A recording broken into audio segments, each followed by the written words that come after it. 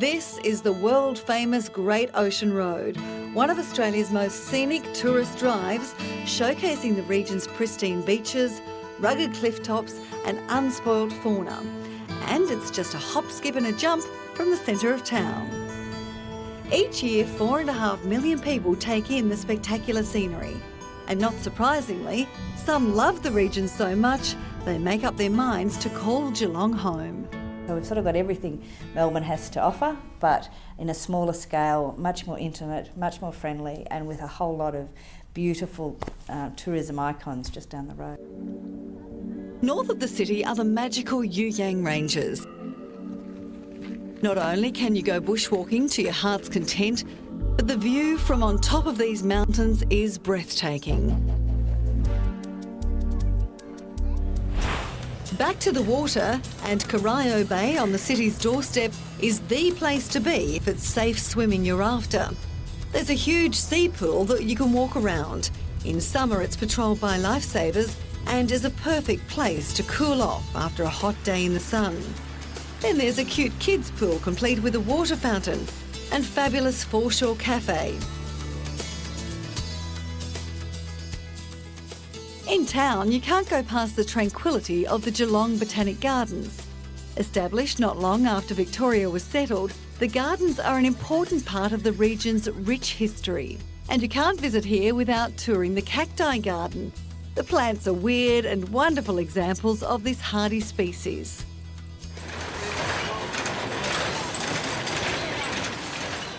History buffs will be in seventh heaven in Geelong. The National Wool Museum is a colourful monument to the characters and events that have shaped one of our greatest industries. Down the road is the famous Ford Museum, where visitors are taken back in time to the very first days of the motor car. There's no airbags or electric windows in these classic beauties. Now, all that sightseeing will almost certainly work up an appetite. And food and wine are very important in this neck of the woods, with the emphasis on quality. When chef Marty Chichester swapped the bright lights of Sydney for Geelong, he vowed to bring fine dining to life using freshly sourced local produce. 4 years later, with a string of gourmet awards under his belt, he takes the credit for educating his regional customers to the joys of fine dining. Any business, hospitality-wise in this area, is run on passion. Geelong, I think, is actually really well serviced with restaurants. There's some stunning restaurants, great little cafes, good coffee. The climate is also ideal for premium quality wine grapes. Mike Fitzpatrick owns the Petterville winery and says the region produces some of Australia's best reds. I think we do a pretty good job with our wine, and we've won trophies and stuff at shows, which I think means that our peers have said that it's okay. Mike is one of a number of winemakers around Geelong who has a thriving cellar door business. The locals like his range, but Petterville is also popular with visitors on their way to the surf coast. Historic bayside towns like Barwon Heads, Port Arlington and Drysdale dot the coastline and are all within 15 minutes drive from Geelong CBD. In Melbourne, you work, you go home. If you want to go surfing, you drive for 70 or 80 minutes. Surfing is big business around here, and some of the best waves break at Bells Beach, one of a number of surf beaches that ring the coastline.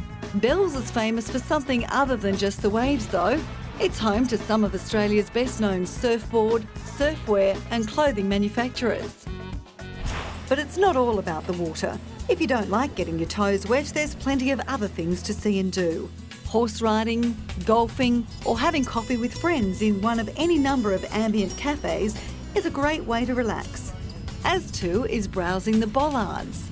These lifelike figures feature heavily in Geelong's streetscape. They actually started life as real telegraph poles and have been artistically transformed into monuments of local personalities. We're encouraging people to come here and live here and to work here and to invest here. It's a great opportunity for people. Kay Rundle moved here 5 years ago when she was appointed CEO of the City of Greater Geelong. Over the last 3 to 4 years, we've had $340 million worth of development occurring in the city, and there's another 380 on our books. So that's going to create 6,000 construction jobs while they're being built, and actually add an ongoing 2,000 jobs with all of that. So we're a sort of city ready for development. We will have 650 jobs in Geelong at the beginning of January 2009. We currently have 150 people in our temporary office. You name it, we will want it. Geelong's push to attract big business is paying off. The Transport Accident Commission, which is a state government insurance scheme, has chosen the city for its new headquarters. The positive impact on the local economy will be a whopping $59 million a year. And this state employer also is on the lookout for age and experience. The more we can encourage people to get back to work, the better they'll feel about themselves. We are encouraging flexible work, both for younger people, people who are taking parental leave. We're equally interested in mature people who have long gone past the idea of retiring at 55. Still on the job front, and Dr Collier is also on the lookout for new graduates to join his cutting-edge research facility.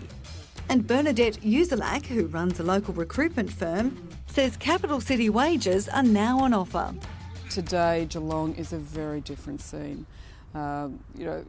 Employers are prepared to pay for the skills. They are directly competing with Melbourne employers for the talent.